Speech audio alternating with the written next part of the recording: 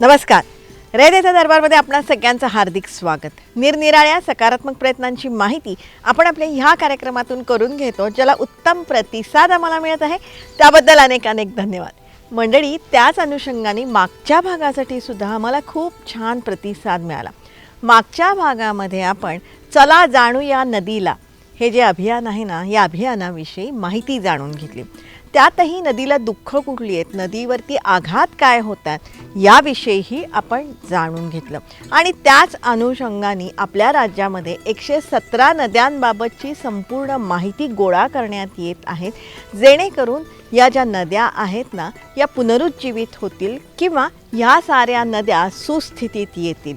मंडळी, त्याच अनुषंगाने अशा वेगवेगळ्या विषयांवरची जर का माहिती तुम्हाला जाणून घ्यायची असेल ना, तर रयतेचा दरबारचा प्रत्येक एपिसोड आपण बघायला पाहिजे. आणि आम्ही ही जी माहिती तुम्हाला सांगतोय ना, ही माहिती इतरांपर्यंत पोचवायला पाहिजे. त्यासाठीच एकमेकांना मदत करू, एकमेकांची काळजी घेऊया आणि सगळ्यांचं जगणं समृद्ध करूया. त्यासाठीच रयतेचा दरबार.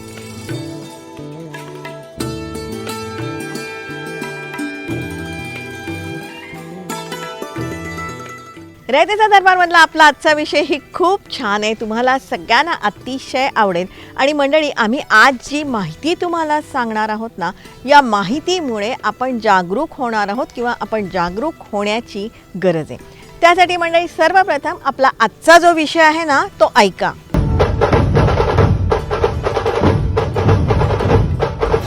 अरे आवाज वाढव, अरे वाढव ना, आवाज वाढव डीजे तुला.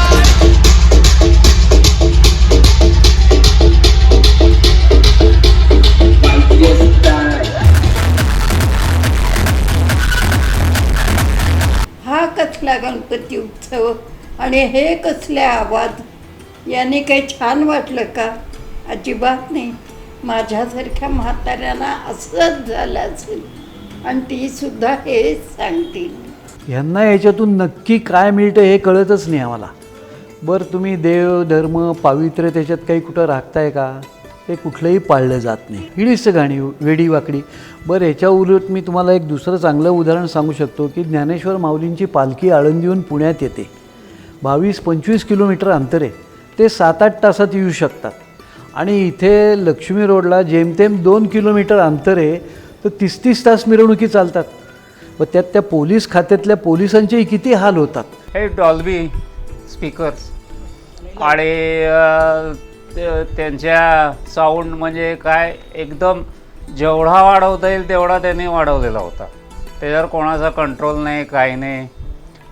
हिडीच प्रकारची नाचगाणी, अगदी जे डीजेच्या भिंती तयार करतात स्पीकरच्या, म्हणजे माझ्याकडे तर शेवटच्या दिवशी अनंत चतुर्दशीच्या दिवशी तर इतका उद्रेक झालेला होता या आवाजांचा आणि त्या लेझरचा सुद्धा, की खिडक्यांची तावदानं, दरवाजे अशी म्हणजे 2-3 खिडक्यांच्या काचांना तडे गेले घरातल्या. माझ्याकडे BP पेशंट आहे घरामध्ये, म्हणजे अक्षरशः कानात बोळे म्हणजे कापसाचे घालून सुद्धा त्याच्यावरनं सुद्धा रुमाल बांधला तरी त्यांना म्हणजे त्रास झाला BPचा, ॲडमिट करावं लागलं, इथंपर्यंत गेलं. म्हणजे आनंद घेता येण्यासारखा उत्सव साजरा व्हावा हीच अपेक्षा आहे. आम्हाला मात्र यावेळी खूप त्रास झाला, कारण आमचं घर अगदी रोडवर आहे आणि यावेळी माझी 87 वर्षाची आई माझ्याकडे आहे आणि तिला त्या DJ मिरवणुका ज्या जात होत्या त्याचा इतका त्रास झाला तिला की ती शेवटी रडकुंडीला आली. ती म्हटली, अगं माझे कान बधीर झालेत, म्हणाली मला काही ऐकू येत नाही आहे. कानात कापूस घातला, रुमाल बांधला, तरी पण तिला ऐकू येईना. त्याच्यानंतर खरंच खूप त्रास झाला. म्हणजे यावेळी आम्हाला जास्त जाणवलं ते. मंडळी, ह्या वर्षीच्या गणेशोत्सवामुळे त्रास झालेल्यांच्या या सगळ्या प्रतिक्रिया आहेत. ह्या वर्षी डीजेच्या कांठळ्या होत्या, लेझर बीमचा उपद्रव होता, हिडीस गाणी होती आणि ह्यामुळे अनेकांना खूप त्रास झाला. निरनिराळ्या शारीरिक किंवा मानसिक व्याधीसुद्धा जडलेल्या आहेत. लेझरचा रस्त्यावरचा जो शो आहे ते पण भरपूर ठिकाणी झालेत आणि त्यामुळं लेझरमुळं बऱ्याच ठिकाणी लोक डोळ्यांचा प्रॉब्लेम घेऊन डोळ्यांच्या डॉक्टरांकडे गेलेले आहेत गणेशोत्सवानंतर. त्यानंतर सांगलीमध्ये किंवा इथे हिंजवडीमध्ये आपल्याकडं पुण्यामध्ये लोक डी जेच्या आवाजामुळं मृत्यू पावलेले आहेत. तर आपला हा सण आहे, हा धार्मिक सण आहे आणि गणेशोत्सव साजरा करताना त्याचं पावित्र्य राखलं पाहिजे आणि उत्सव साजरा करताना मृत्यू होणं हे दुर्दैव आहे. तर त्या दृष्टीने कारण सुप्रीम कोर्टाची देखील ऑर्डर आहे की 45 ते 55 डेसिबलच्या वरती कधीही आवाज जायला नाही पाहिजे. तसेच लेझरच्या बाबतीत देखील गव्हर्मेंट ॲप्रूव्ड म्हणजे FDA ॲप्रूव्ड CE कंप्लायन्स असे इक्विपमेंट लेझर्स वापरले पाहिजेत. परंतु चायनीज मार्केटमुळं जे काही आपल्याकडं येतं आहे ते कोणचं बाजारात येतं आहे स्वस्तात दिसतं आहे, परंतु चायनाने प्लांट केलेत का कदाचित काही लेझर्स, त्यामुळं लोकांना आत्ता ह्या वेळेला जास्त त्रास झालेला आहे. या समस्येवरती उपाय शोधण्यासाठी आता निरनिराळे राजकीय पक्ष, पोलीस विभाग असेल, निरनिराळ्या सामाजिक संस्था आणि नागरिकही एकत्र येत आहेत आणि यावरचे उपाय शोधत आहेत. प्रत्येक पक्षांनी महापालिकेमध्ये काल मिटिंग घेतली आहे. त्यात मनसे देखील आहे, भाजप आहे, राष्ट्रवादी काँग्रेस आहे, काँग्रेस आहे, आप आहे, ह्या सगळ्यांची मिटिंग झाली. तर एक चांगलं पाऊल म्हणून सर्व लोकांनी आता यात मताचं राजकारण न करता आपल्याला बाबा चांगलं काम करायचं आहे. लोकांना आधीच रस्ते जाम असतात, वाहतुकीची बोंबाबोंब झाली आहे पुण्यात आणि परत 48 तास मिरवणूक चालून परत लोकांना त्रास. तिथं राहणाऱ्या दुकानदाराचा विचार करा, व्यावसायिकाचा विचार करा, ज्यांना दुकानं बंद ठेवायला लागतात. त्या मीटिंगमध्ये काय ठरलं? त्या मीटिंगमध्ये असं ठरलं की आता ह्याच्यावरती आपण काहीतरी तोडगा काढला पाहिजे, एवढंच ठरलं. पण खरा तोडगा काढला पाहिजे, पॉलिटिकल विल पाहिजे, तर ह्या गोष्टी होतील. सण उत्सवामध्ये आम्हाला भरपूर काम असतं, आम्ही आपल्या कुटुंबाबरोबर वेळ देऊ शकत नाही, पण हे जे सारे उत्सव किंवा सण आहेत ना, हे आम्ही समाजाबरोबरच साजरे करतो, तेही आमच्या ड्युटीवर राहून, असं पोलीस विभागाचं म्हणणं आहे. सण उत्सवामध्ये विशेष करून पोलीसच्या जास्त काम तेव्हाच असतात, म्हणजे जेव्हा पूर्ण समाज सण उत्सव साजरा करत असतील तेव्हा आम्ही समाजाच्या बरोबर त्यांच्यासोबत आम्ही काम करतो. आम्ही काम करताना, जबाबदारी निभावताना त्यांच्यासोबत आम्ही सण उत्सवचा साजरा करतात. त्यांच्यामध्ये आम्हाला आनंद आहे, म्हणजे जोपर्यंत समाज आनंद आहे साजरा करून, आम्हीसुद्धा आनंद आहे त्यांच्यामध्ये. तुम्ही जे म्हणतात विविध प्रकारच्या जे अडचण होतात, बरोबर आहे. जेव्हा आता गणपतीचे उत्सव घेतले तर गणपती उत्सव असू द्या, ईद असू द्या, कोणताही सण उत्सव असू द्या, त्यांच्यामध्ये म्हणजे कंटिन्युअस आमच्या बरेच वेळी पाऊस असू द्या, ऊन असू द्या, सगळ्यामध्ये आम्ही काम करावं लागेल. त्यांच्यासाठी आम्ही जे उपाययोजना करावं लागेल, रेनकोट्सपासून सगळं करत आहे. तरी पण त्यांच्या कंटिन्युअस कधी म्हणजे 1.5 दिवस 2 दिवस कंटिन्युअस काम करावं लागतील, हे कामाचा भाग आहे. पण त्यांच्यामध्ये भरपूर अडचणसुद्धा होत आहे, मान्य आहे. उदाहरण जसे विविध प्रकारच्या पोल्युशन आहे आणि जसे पोलीस डिपार्टमेंटमध्ये काय आहे, विविध प्रकारच्या आजारी पण असतात. त्यांचे जे ड्युटीच्या जे नॅचर ऑफ ड्युटी आहे, जे कधी ते इतरांच्या तुलनेमध्ये वेळेवर झोपू शकत नाही, वेळेवर जेवण करत नाही, परिवारासोबत वेळ देऊ शकत नाही, असे भरपूर गोष्टी आहेत. त्यांच्या डायरेक्टली इनडायरेक्टली भरपूर परिणाम होतात त्यांच्यावर. पण त्यांच्यामधूनच आमची जबाबदारी आम्ही स्वीकारली, म्हणून आम्ही त्यांच्या पार पडण्यासाठी प्रयत्न करत आहे. निरनिराळे सण उत्सव साजरे करत असताना समाजामध्ये कटुता नको म्हणून पोलीस विभाग सौम्य भूमिका घेत असतो, असं पुण्याचे DCP A राजा यांचं म्हणणं आहे. आम्ही आमच्या पुणे शहरामध्ये आम्ही काय केले, ते विविध गणपती उत्सव साजरा करणारे त्यांच्या मंडळ आहे, त्यांच्या समितीच्या सदस्य वगैरे आहे, त्यांना वेळोवेळी आम्ही मीटिंग घेतली. आम्हाला आमचे उद्देश नेहमी एकच होते, कोणत्याही गोष्टी दबावाखाली न आणता त्यांच्या समजावून सांगून सगळ्यांनी स्वयं आणले तर ते चांगलं होईल. या दृष्टीने आम्ही बरेच मीटिंग घेतली होती यावेळी. त्या अनुषंगाने त्यांनी स्वतः बरेच गोष्टी घोषण केली होती, असे आम्ही करणार आहे, हे करणार नाही, या वेळेमध्ये निघणार आहे, असे बरेच गोष्टी सांगितलेले आहे. तरी पण काही गोष्टी आहे हळूहळू त्यांच्या बदल होतील. पण नाईसच्या आपण जे सांगितले आवाज जे आहे ते आहे, आम्हाला जवळपास 1.5 दिवस त्यांचे सहन करावं लागले.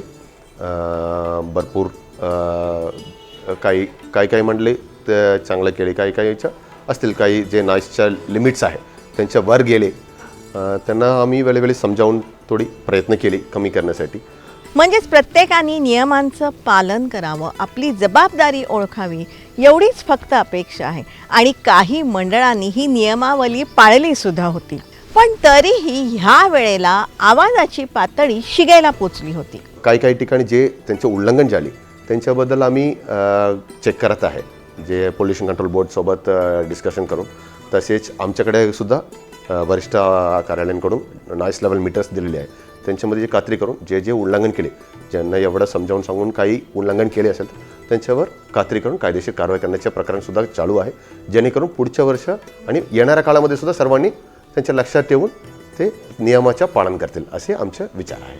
मंडळी, ध्वनी प्रदूषणामुळे ग्राहकांना किंवा नागरिकांना त्रास झाला ना तर ग्राहक संरक्षण कायद्यान्वये तुम्ही दाद मागू शकता. ग्राहक संरक्षणमध्ये ग्राहकाची व्याख्या ही आपल्या भारतातली ग्राहकाची व्याख्या, जे आपण ग्रहण करतो तो ग्राहक. ध्वनी प्रदूषण तुम्ही ऐकता, ग्रहण करता, तो झाला ग्राहक.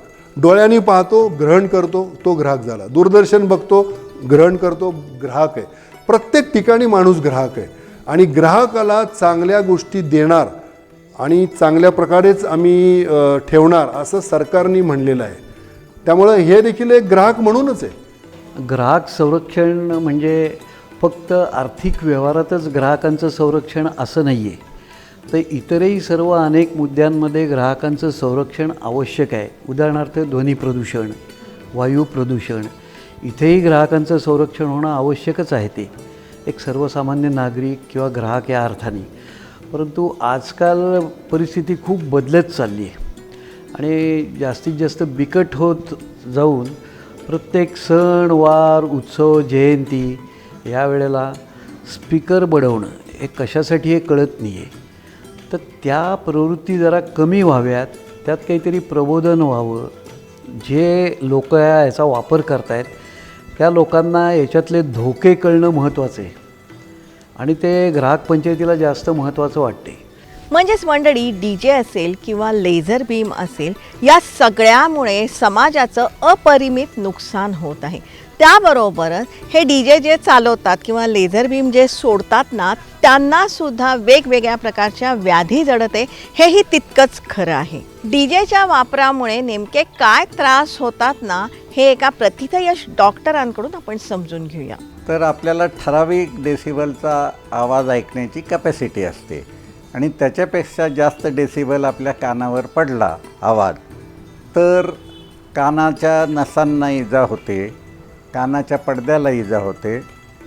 त्यामुळे बहिरेपणा येऊ शकतो, तुम्हाला कमी ऐकू येऊ शकतं किंवा तुमचं डोकं दुखू शकतं, अर्धशिशी होते आणि हे परिणाम आहेतच. चक्कर येते किंवा तुमचं नाडीचे ठोके वाढतात, हृदयाचे ठोके वाढतात. म्हणजे ब्लड प्रेशर रक्तदाब वर परिणाम होतो आणि शेवटी त्याचा परिणाम हृदयावरही होतो.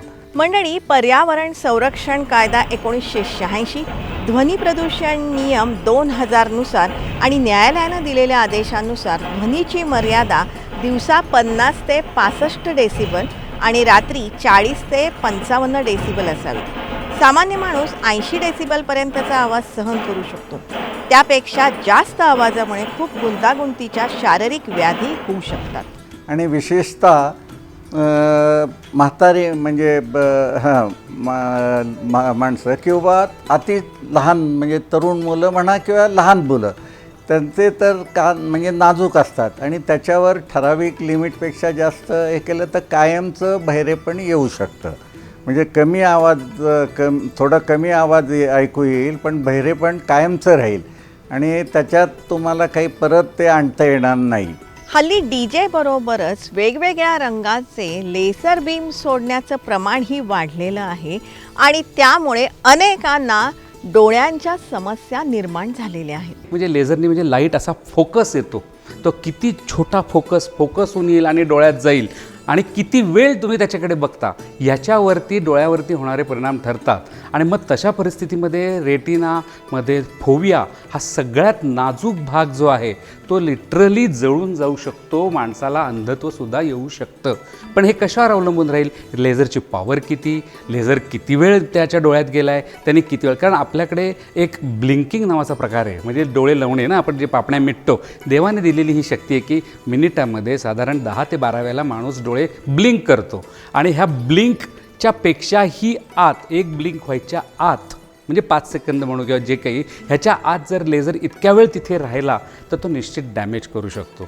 पण अदरवाईज आपण मेडिकलमध्ये वगैरे जे लेझर वापरतो तो अक्षरशः प्रत्येक शॉट हा 5 सेकंदांचा असतो. 0.25 सेकंद, मिनिट नाही. एका मिनिटात 60 सेकंद, त्यातल्या एका सेकंदाचं सुद्धा पाव, आणि त्याची पॉवर पण ठरलेली आहे. तसं केलं तर प्रॉब्लेम नाही. पण हे डीजेच्या इथे म्हणा किंवा आणखीन अनेक ठिकाणी जिथे कुठे लेझर विदाऊट कंट्रोल वापरले गेले आणि ते जर आपण कळत न कळत पाहिले तर तो निश्चित रूपाने रेटिनाला कुठल्या तरी प्रकारे जळणं, आहे बर्न्स म्हणतो आम्ही त्याला, असं होणं, आणि तो मॅक्युला किंवा फोविया जे म्हणतो हा अतिशय नाजूक भाग आहे डोळ्यातला. मॅक्झिमम नजर आपली त्यातून असते आणि तोच जर बर्न झाला तर निश्चित रूपाने अगदी अंधत्वापर्यंत जाऊ शकतं. म्हणजे बऱ्यापैकी अंधत्व की प्रॉब्लेम येऊ शकतो.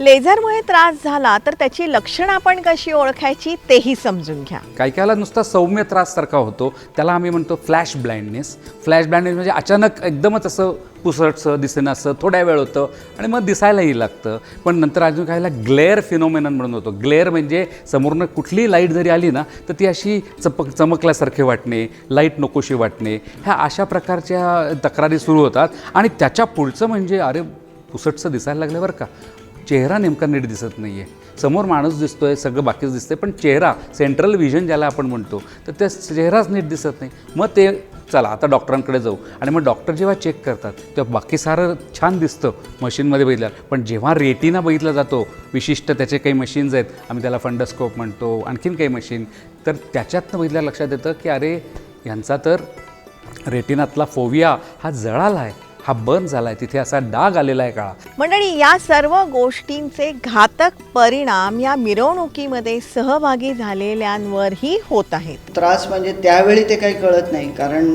इच्छाशक्ती जेवढी वाढलेली असते किंवा वेगळी झिंग असते ती की आपण त्याला टफ देऊया, अरे साऊंड वाजतोय का, मग आपण अजून जोरात वाजूया किंवा व्हाईस वर्सा. तर ह्यामध्ये त्यावेळी कळत नाही, पण नंतर 2 दिवस कान बऱ्यापैकी सुन्न झालेले असतात, असं बऱ्याच जणांचं जाणवलेलं आहे. हो, नाही नक्कीच, म्हणजे यावर्षी तर अगदी जाणवतं. कान सुन्न म्हणजे पटकन घरचे आवाज देत आहेत, आपण झोपलेलो असतो, ऐकूच येत नाही, किंवा असे प्रकार हे गेल्या 2-3 वर्षात नक्कीच जाणवते. डीजे बरोबरच ढोल ताशांच्या दीर्घ सरावामुळे अनेकांना आवाजाचा त्रास होतो आहे. त्यामुळेच या सरावाची गरज आहे का, हाही प्रश्न उपस्थित होतो. नाही, आता प्रत्येकाचा बघण्याचा दृष्टिकोन वेगळा आहे सराव या गोष्टीकडे. पण जर का ॲव्हरेज आपण बघितलं तर कुठल्याही ढोल पथकामध्ये साधारणपणे 150 ते 200 सदस्य आहेत किमान, असं आपण म्हणूया. तर सगळ्यांना सराव करायला मिळावा, किंवा कसं असतं की हे वाद्य जरी म्हणलं तरी त्याच्यासाठी कुठेतरी ताकद लागते, कुठेतरी कन्सिस्टन्सी लागते, शरीरामध्ये काही हे लागतात, म्हणजे काय म्हणतो तसं. तर ते सगळं जुळून यायसाठी सराव करायचा ही अगदी खरी गोष्ट आहे. ढोल ताशांची पथकं, पथकातल्या सदस्यांची संख्या किंवा पथकांची संख्या सध्या भरमसाठ प्रमाणामध्ये वाढते. कुठेतरी हे उत्पन्नाचं साधनसुद्धा होतं आहे. परंतु याच्या सरावामुळे असेल किंवा ह्या आवाजामुळे इतरांना त्रास होतो आहे याची जाणीव यांना आहे का, हेही समजून घेणं आवश्यक आहे. पण त्याबरोबरच आवाजाच्या पातळीबाबत सुप्रीम कोर्टाचे स्पष्ट निर्देश आहेत. सुप्रीम कोर्टाने तुम्हाला ऑर्डर आधीच दिली आहे 55 डेसिबलच्या वर नको, आणि टोटल वर्षामध्ये 15 दिवसपर्यंतच तुम्ही 10 ते 12 अशी परमिशन देऊ शकतात. मंडळी, आपल्याला ध्वनी प्रदूषणाच्या बाबतीत काही समस्या असतील ना तर ग्राहक संरक्षण कायद्यान्वये आपण दाद मागू शकतो, हेही समजून घ्या. ग्राहक म्हणून मला त्याचा त्रास प्रचंड होते, मी दाद मागू शकतो. चांगल्या दृष्टीने ग्राहक पंचायत म्हणून आम्ही एक मागणी केलेली आहे की प्रशासनाने यात लक्ष घालावं. आम्ही त्यांना नोटीस पाठवलेली आहे, नोटीसचं उत्तर यायची वाट बघतोय आम्ही, नाहीतर आम्ही PIL देखील दाखल करणार आहे हायकोर्टामध्ये. नोटीस एकतर उपमुख्यमंत्री, कारण त्यांना गृहमंत्री पण आहेत, त्यांचं मुख्य काम आहे, त्यांना दिलेली आहे. चीफ सेक्रेटरीला पण दिलेली आहे आणि मुख्यमंत्र्यांना पण पाठवलेली आहे. त्या तिघांना आपण नोटीस पाठवलेली आहे ईमेलद्वारे आणि त्याची प्रत ग्राहक पंचायतीकडे आहे. मंडळी, हे जे निरनिराळे सण आहेत, उत्सव आहेत, निरनिराळ्या महापुरुषांच्या पुण्यतिथी असतील किंवा जयंत्या असतील, हे सारं साजरं करणं हे आपल्या समाजासाठी किंवा आपल्या जगण्यासाठी अत्यंत आवश्यक आहे. पण हे सारं करत असताना इतरांना त्रास होणार नाही याची आपण दक्षता घ्यायला पाहिजे. पण सार्वजनिक उत्सव व्हायचा असेल तर त्याच्यामध्ये आपल्याला कुठेतरी बंधनात हे अडकायलाच लागणार आहे. आणि हे पूर्ण बंद होण्यापेक्षा वेळच्या वेळी जर का आपण उपाययोजना आणि सगळ्याच माध्यमांनी एकत्र खरं यावं. सांगायचं तर एक स्वयंशिस्तीचा भाग आहे. कुठलीही गोष्ट ज्याचा अतिरेक होतो ती धोकादायकच असते. प्रत्येक गोष्टीला असं ठरवून दिलं ना की हे एवढं केलं तर चालतंय किंवा एवढ्या पॉवरची एवढ्या शक्तीचं केलं चालतंय, त्याच्यापेक्षा जास्त केलं की त्यातनं काहीही अपाय होऊ शकतो. पुढच्या वर्षी येताना शांत झालेची अशी पथकं पुढे यावी, म्हणजे खूप छान वाटेल ऐकायला, बघायला पण छान वाटेल. सण नाही बंद करायचे. ते चांगले डेकोरेशन असतात, छान असतं, बघण्यासारखं असतं, त्याला विरोध नाही, पण हे आवाजाला विरोध. अगदी मनापासून माझी प्रार्थना आहे, सगळ्या गणेश मंडळांना माझी खूप मनापासून प्रार्थना आहे की बाबा त्यांनी थोडा आवाज कमी ठेवला ना तर माझ्या एजची लोक, सिनियर सिटीजन आहेत, लहान मुलांना आम्हाला नेता येत नाही का, तर बाबा आवाजामुळं आणि लेझरच्या त्या सगळ्या प्रकारामुळं थोडं कंट्रोल ठेवा की आपण सगळीजण आनंदाने हा उत्सव अजून साजरा करू. मंडळी, पोलीस यंत्रणा ही सुद्धा समाजाचा एक घटक आहे, हे आपण लक्षात ठेवायला पाहिजे. समाज सुरळीत ठेवण्यासाठी त्यांना कधी कटू निर्णयही घ्यायला लागतात, पण समाजाच्या भल्यासाठी आपलं घरदार कुटुंबापेक्षाही हे समाजाला जास्त जपतात, हेही आपण समजून घ्यायला पाहिजे. सर्वांनी हे सर्वांच्या लक्षात ठेवायला पाहिजे. प्रत्येकाच्या घरामध्ये लहानपासून वयस्करपर्यंत सर्वांनी असतात आणि यांच्यामुळे कोणाला त्रास, सण साजरा करायला पाहिजे. सण उत्सव त्यासाठीच आहे, साजरा करावे, सोशल एक कमिंग टुगेदर असायला पाहिजे, त्यांच्यासाठीच आहे. पण ते करताना कोणाला कोणत्याही प्रकारचा त्रास होऊ नये त्यांच्या लक्षात करून घेतले तर समाजासाठी आणि सर्वांसाठी फायदेशीर राहील असं माझं मत आहे. मंडळी, ह्या वर्षी कर्कश किंवा प्रचंड आवाजाचं ध्वनी प्रदूषण झालंय या डीजेमुळे असेल किंवा हे जे लेझर बीम आहेत ना त्याचाही प्रचंड प्रमाणामध्ये वापर झालेला आहे, ज्यामुळे अनेकांना विविध रोग जडलेले आहेत. कुणाचे डोळे असतील, बुद्धी, हृदय या सगळ्यावरती विपरीत परिणाम झालेला आहे. अनेक जण गंभीर आजाराशी झुंजतसुद्धा आहेत आणि ह्या वर्षी या साऱ्या गोष्टींचा बोलबाला मोठ्या प्रमाणावर झाला आहे. याची दखल आपण घ्यायला पाहिजे आणि आवाजाची जी पातळी आहे ना ती आपण जपायलाच पाहिजे. मंडळी, नवरात्र आता आपल्या उंबरठ्यावर येऊन ठेपलेलं आहे. अशा वेळेला पुन्हा एकदा डीजेचा दणदणाट झाला किंवा लेझर बीमचा जर का वापर झाला ना तर आपण हे सगळं थांबवायला पाहिजे, तक्रार करायला पाहिजे. त्यासाठी पोलीस विभागाशी आपण सहकार्य करायला पाहिजे. त्याच अनुषंगाने जागरूकता निर्माण करणारा हा आपलाचा भाग तुम्हाला कसा वाटला हे तुम्ही जरूर आम्हाला कळवा.